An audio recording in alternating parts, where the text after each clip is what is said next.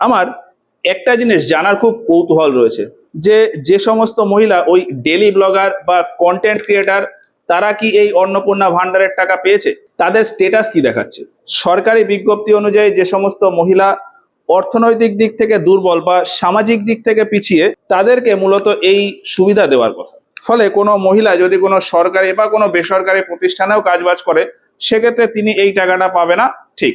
এখন কোনো একজন মহিলা তিনি হয়তো কোনো কাজ করেন না, কিন্তু তার ফ্যামিলির যে সমস্ত মেম্বাররা রয়েছে তারা হয়তো কোনো সরকারি কর্মচারী বা বড় কোনো ব্যবসা আছে, তাদের অনেক জায়গা জমি আছে, এদের ব্যাপারটা কিছুদিন পরে ভেবে দেখা হবে, এটাও ঠিক। কিন্তু যে সমস্ত মহিলারা ইউটিউব, ফেসবুক বা ইনস্টাগ্রামে কন্টেন্ট ক্রিয়েটার বা ব্লগার, তারা তো কম বেশি অর্থ উপার্জন করে, আর সামাজিক দিক থেকে তারা কিন্তু অনেকটা এগিয়েও। যদিও সমস্ত মহিলারা কিন্তু এইরকম অর্থ উপার্জন করে না, কিন্তু যারা উপার্জন করে তারা কি এই টাকাটা পাচ্ছে?